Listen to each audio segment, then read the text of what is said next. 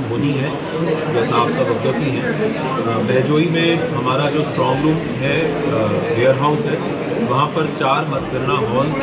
बनाए गए हैं और वहीं पर चारों विधानसभाओं की जो डिस्ट्रिक्ट संभल के हैं उनकी मतगणना होगी। साथ में एक 5वां मतगणना हॉल होगा जिसमें संभल लोकसभा के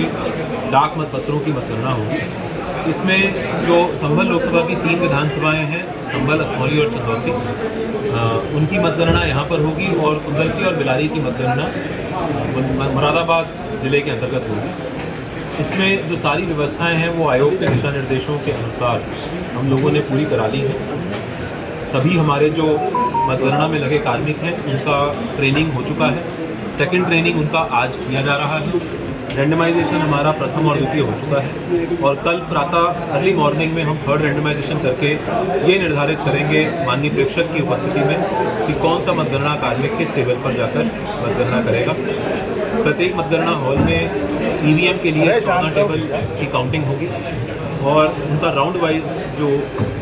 रिज़ल्ट है वो कंपाइल करके फाइनली आरओ टेबल पर पूरी लोकसभा का रिज़ल्ट कंपाइल किया जाएगा। इसके अलावा जो पोस्टल बैलेट हॉल है वहाँ पर 4 टेबल्स पर पोस्टल बैलेट की मतगणना होगी और 4 ही टेबल्स पर पोस्टल बैलेट्स की प्री काउंटिंग ETPBMS सिस्टम के अंतर्गत जो स्कैनिंग होती है वो की जाएगी। मतगणना में ईवीएम की सारी मतगणना खत्म होने के बाद जो कुछ ईवीएम्स की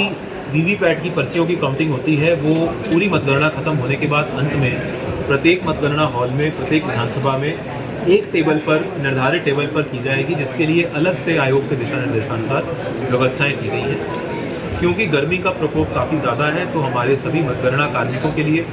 और साथ ही साथ हमारे एजेंट्स के लिए भी वहाँ पर पर्याप्त मात्रा में पेयजल व्यवस्था हमने की है। साथ ही साथ इलेक्ट्रोलाइट्स और ORS सोल्यूशन इत्यादि और अन्य जो आवश्यक दवाइयाँ होती हैं वो भी हम लोगों ने वहाँ पर सेटअप की हैं। एक मिनी हेल्थ सेंटर बनाया है जहाँ पर डॉक्टर्स की पूरी टीम रहेगी जो किसी भी प्रकार का अगर किसी कार्मिक को या किसी एजेंट को या किसी भी अन्य व्यक्ति को वहाँ पर जो हमारे लगे हुए हैं अगर उनको किसी प्रकार की कोई दिक्कत होती है तो तत्काल उसका हम लोग इलाज भी कर सकें। पूरी जो मतगणना है वो CCTV की निगरानी में होगी। प्रत्येक मतगणना हॉल में हम लोगों ने CCTV कैमराज लगाए हैं जिससे कि किसी भी प्रकार से जो हमारे जो प्रत्येक टेबल पर जो भी गतिविधियां हैं उनको रिकॉर्ड किया जा सके। और साथ ही साथ पर्याप्त मात्रा में मतगणना हॉल्स के बाहर फर्स्ट कॉर्डन में CRPF के जवान, सेकंड कॉर्डन में जो परिसर है वहाँ पर पुलिस के जवान और थर्ड कॉर्डन जो 100 मीटर का हमारा है वहाँ पर भी पुलिस के जवानों की तैनाती करके पूरी सुरक्षा व्यवस्था की गई है।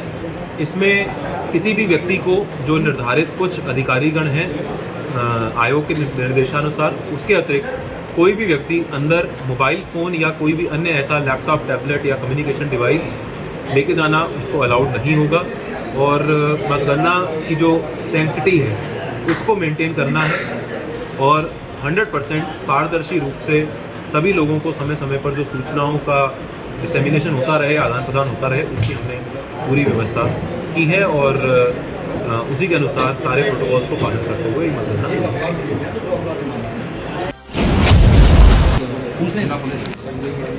इस पे कुल 2 में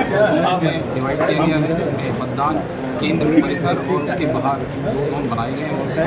अपर पुलिस अधीक्षक उसके प्रभारी रहेंगे तथा साथ ही साथ यहाँ पर 100 मीटर के दायरे में बैरियर भी लगाए गए हैं बाहर की तरफ, ताकि उसमें सिर्फ मतदान के कार्मिक और एजेंट और जिनका मतदान केंद्र में प्रवेश है वही लोग वहाँ से उसके अंदर से अलाउ किए जाएंगे। साथ ही साथ जो निर्देश दिए गए हैं कि किसी भी प्रकार से कोई कम्युनिकेशन डिवाइस कोई अंदर ना लेके जाए या कोई अन्य वस्तु, हथियार या इस प्रकार से कोई भी सामान अंदर नहीं ले जा सकता है, उसके संबंध में पहले से ही दिशा निर्देश दे दिए गए हैं और उसके लिए चेकिंग प्रेसिडेंट की भी व्यवस्था की गई है। साथ ही साथ पूरे आउटर कॉर्डन और संवेदनशील स्थानों पर समुचित मात्रा में पुलिस बल भी लगाया गया है जिससे किसी भी प्रकार की कोई भी कानून व्यवस्था संबंधी समस्याओं को बदलाव हो और लगातार सतर्क दृष्टि रखी जाएगी और ये सुनिश्चित किया जाएगा कि शांतिपूर्ण तरीके से मतगणना की प्रक्रिया संपन्न हो।